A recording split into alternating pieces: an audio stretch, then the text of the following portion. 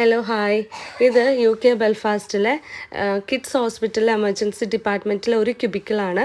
അപ്പം നന്ദുവിന് ചെറിയൊരു chest infection ഉണ്ടായിരുന്നു. ആൻറ്റിബയോട്ടിക്കിൽ അത് മാറിയില്ല. അപ്പോൾ അവരെ ഹെൽത്ത് സെൻറ്ററിലെ GPനെ കാണിച്ചിട്ട് ഇങ്ങോട്ട് റെഫറൻസ് കിട്ടിയതുകൊണ്ടാണ് ഇവിടെ വന്നത്.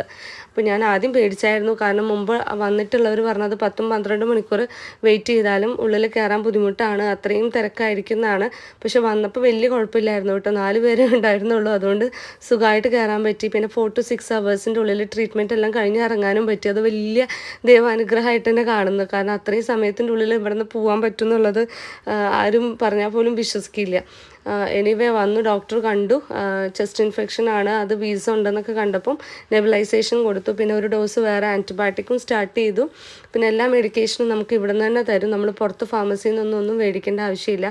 ഇപ്പോൾ എക്സ്റേയും ഒക്കെ എടുക്കണം എന്നുണ്ടെങ്കിൽ ഇവിടെ നിന്ന് തന്നെ എടുക്കും. നമ്മൾ എക്സ്ട്രാ പൈസയൊന്നും കൊടുക്കണ്ട.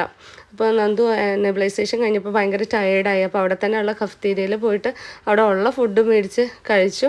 പിന്നെ വീണ്ടും 1 hour കഴിഞ്ഞ് ഒബ്സർവേഷൻ ഉണ്ടായിരുന്നു. അപ്പം നല്ല ബെറ്റർ ആയെന്ന് പറഞ്ഞ് അത് കഴിഞ്ഞപ്പം മെഡിസിൻസൊക്കെ മേടിച്ചിട്ട് പിന്നെ തിരിച്ച് വീട്ടിലേക്ക് പോവുകയാണ്.